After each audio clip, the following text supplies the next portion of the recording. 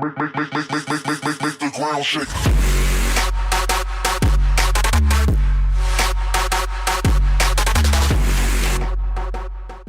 What's going on, guys? My name is Renegade. Today we're here for Class Comparisons Episode 4. We're going to be taking a look at Lesion Doomknight versus Stonecrusher for soloing. Now, before we get into the video, if you guys could leave a comment down below for what other classes you want to see compared in the future. You need to leave your classes you want to see, your two classes you want to see compared, and also the purpose you want to see them compared for. For example, you don't just leave Stonecrusher versus Lesion Doomknight, you leave Stonecrusher versus Lesion Doomknight for soloing, or for support, or whatever you want to see them compared for. I can't compare the classes if I don't actually have a purpose to compare them for. Now, while you're down there, if you guys leave a like and subscribe to my channel, that'd be great. But yeah, so before we get into the video though, I'll be going over what makes a good soloing class, and which will hopefully help you guys understand why I've said the things I will say in the video. So, a good soloing class, first of all, needs to be able to heal and sustain itself throughout the battle. A solo involves you essentially killing a boss by yourself without any further help from anyone else, and that will pretty much involve you staying alive. If you die during the battle, obviously that's not a successful solo. So to successfully solo a boss, or to solo anything really, you need to be able to stay healthy. That might not necessarily involve a heal, but you just need to be able to stay healthy. It'll usually involve a heal though, especially with monsters that have like 100k plus health. You also need to be able to do it fast. I always give an edge to a class if because a lot of classes have similar heals and have similarly powerful heals, but a lot of classes don't necessarily deal as much damage as they could. So I'll be definitely assessing the two classes based on how much damage they deal and how fast they can solo a class. So you need to remember that speed and sustainability are things that abilities should be benefiting. If an ability will benefit speed or sustainability, I'll praise it, and I'll tell you why. I'll tell you that it's a good ability, or I'll tell you that that is a factor to make the class better. Without any further ado, let's get into the comparison. Alright, so we'll first talk about Lesion Doomknight's strengths and weaknesses. Now, how I like to consider Lesion Doomknight is it has each individual ability, and each individual ability does some things for the sustainability and some things for the speed. And so, I'll just talk about each ability and what they do. So, the first ability debuffs the enemy, making it deal less damage, which benefits the sustainability I mentioned earlier. And the very same ability also buffs your damage, which also affects the speed factor too. Its second ability, Soul Siphon, deals damage while also healing yourself for about 400 to 800. It's about that sort of range, although I've seen it deal upwards of 1k before. Upwards of 1k before. The third ability, Lesion Dark Blast, is a high damage ability which debuffs the enemy, similar to the first ability. This benefits both speed and sustainability, especially considering that it only consumes 15 mana and it has a 6-second cooldown. Imminent Doom, the final ability, does large damage, and applies a large DOT while also applying debuffs to the enemy.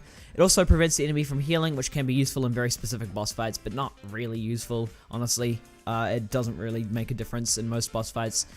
So, as for the weaknesses of Lesion Doomknight, it's not really going to have any weaknesses at the moment. I'll talk about why it's worse or better than Stonecrusher later, but as a class in general, it doesn't come across many weaknesses. Really doesn't consume that much mana, and it crits high enough and crits well enough to gain back enough mana to keep itself healthy. In that respect, its heal is perfectly sustainable. Its heal is great.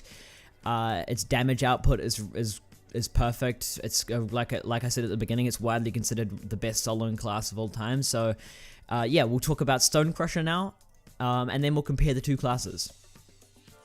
Alright, so as for Stonecrusher, I'd say this class is a very, very good soloing class, of course. Why would I be comparing it against widely considered the best soloing class in the game? But it is a really good soloing class for a couple of reasons. I won't be using a script or anything. I do tend to use like notes and such to read off of while I'm doing the classes, just so I can like say what I want to say and just don't mumble or anything or blab on about random crap. But honestly, I kind of have to with this class here. It does so many different effects and such. I would be mumbling on and like rambling if I was talking about every single thing. So I'll just talk in general.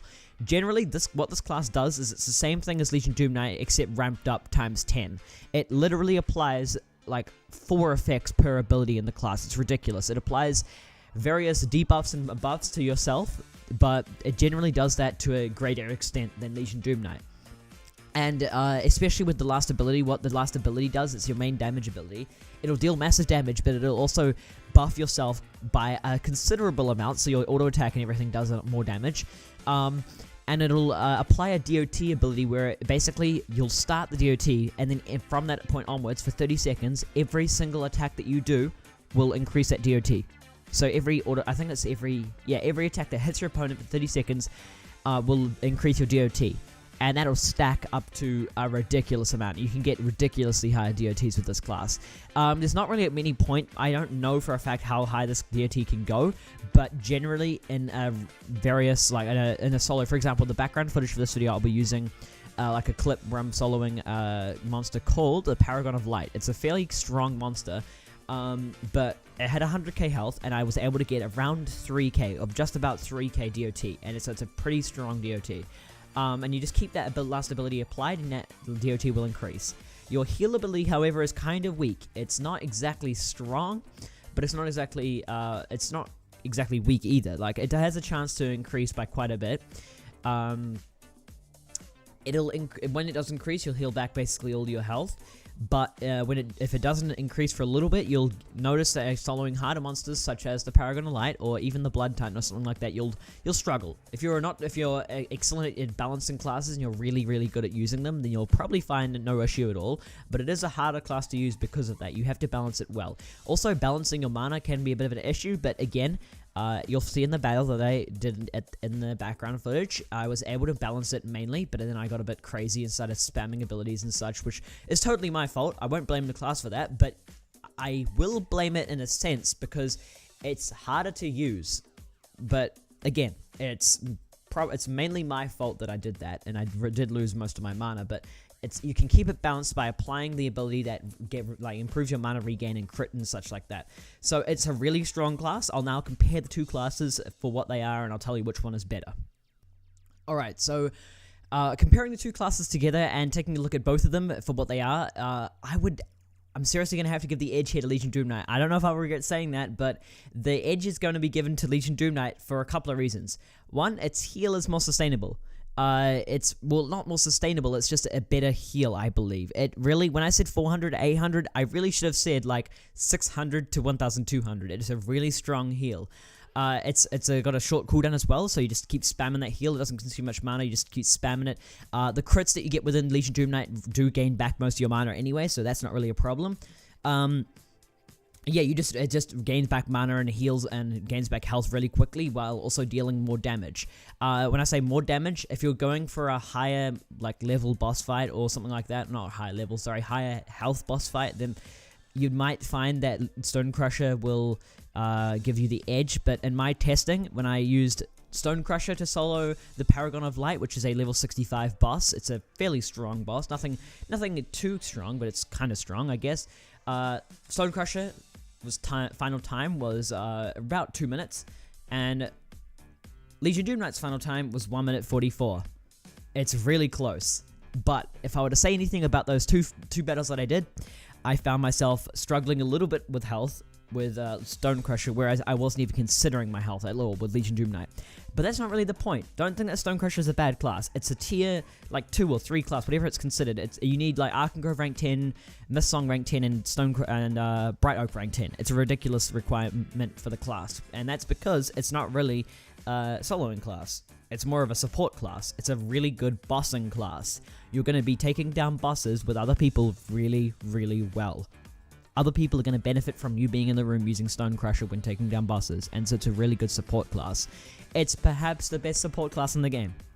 But Lesion Doomknight, I'm afraid, is keeping the title of best soloing class. If you disagree with me, or you agree with me, whatever, leave your leave your opinion down below. I do, seriously, it's very close. I'm not saying that Lesion Doomknight is miles better. In fact, you might find situations where Stonecrusher is better or faster, but in my specific circumstances that I tested, 100k health, level 65 boss is about average. It's you will find bosses that have more health than that. It's a bit on the higher health side, but higher health generally benefits Stonecrusher more. So whatever I'm saying here is going to be amplified slightly by a lower health monster because Stonecrusher can't get as high of a DOT. I'm not too good at using Stonecrusher either, and I'm not very good at looking at such a complicated class like Stonecrusher either. You need to take a look at someone like Sync or someone like Alex or RedZoneTrooper that's a bit better at me than at assassin classes. I'm not too good at that in general, but yeah, if you agree with me or disagree with me, leave your comment in the comment section down below.